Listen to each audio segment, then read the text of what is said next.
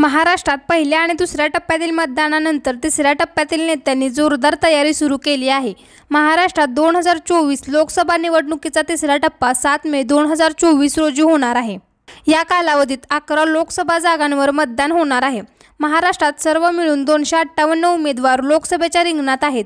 दरम्यान सर्वांच्या नजरा बारामतीच्या जागेकडे आहेत। या जागेवर पवार विरुद्ध पवार यांच्यातच लढत होत आहे। महाराष्ट्र लोकसभा निवडणुकीच्या 2024च्या तिसऱ्या टप्प्यात रायगड, बारामती, उस्मानाबाद, लातूर, सोलापूर, म्हाडा, सांगली, सातारा, रत्नागिरी, सिंधुदुर्ग, कोल्हापूर आणि हातकणंगले या जागांवर 7 मे रोजी मतदान होणार आहे। बारामती मतदारसंघातून शरद पवार गटाच्या सुप्रिया सुळे विरुद्ध अजित पवार गटाच्या सुनेत्रा पवार यांच्यात लढत होणार आहे। म्हाडा मतदारसंघातून भाजपचे रणजितसिंह नाईक निंबाळकर विरुद्ध शरद पवार गटाचे धैर्यशील मोहिते पाटील यांच्यात लढत होणार आहे।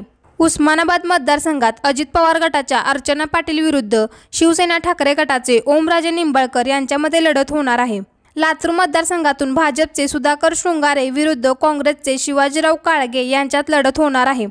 हातकणंगलेच्या जागेवर स्वाभिमानी पक्षाचे राजू शेट्टी, शिवसेना ठाकरे गटाचे सत्यजित पाटील आणि शिवसेनेचे धैर्यशील माने यांच्यात तिरंगी लढत होत आहे। कोल्हापूर मतदारसंघातून काँग्रेसचे छत्रपती शाहू महाराज विरुद्ध शिवसेनेचे संजय मंडलिक यांच्यात थेट लढत होत आहे। सोलापूर मतदारसंघातून काँग्रेसच्या प्रणिती शिंदे आणि भाजपचे राम सातपुते यांच्यात लढत होत आहे। सांगलीच्या जागेवर शिवसेना ठाकरे गटाचे चंद्रहार पाटील, संजय काका पाटील भाजपचे आणि काँग्रेसचे बंडखोर विशाल पाटील यांच्यात तिरंगी लढत होत आहे। सातारा मतदारसंघातून भाजपचे उदयनराजे भोसले विरुद्ध शरद पवार गटाचे शशिकांत शिंदे यांच्यात लढत होणार आहे। रायगडमधून अजित पवार गटाचे सुनील तटकरे विरुद्ध शिवसेना ठाकरे गटाचे आनंद गीते यांच्यात लढत होणार आहे। रत्नागिरी सिंधुदुर्ग जागेवर भाजपचे नारायण राणे विरुद्ध शिवसेना ठाकरे गटाचे विनायक राऊत यांच्यात लढत होणार आहे। पुणे जिल्ह्यातील बारामतीमध्ये सर्वाधिक 38, म्हाडामध्ये 32, उस्मानाबादमध्ये 31, लातूरमध्ये 28, हातकणंगलेमध्ये 27, कोल्हापूरमध्ये 23, सोलापूरमध्ये 21, सांगलीत 20, साताऱ्यामध्ये 16, रायगडमध्ये 13 आणि रत्नागिरी सिंधुदुर्गमध्ये 9 असे उमेदवार रिंगणात आहेत।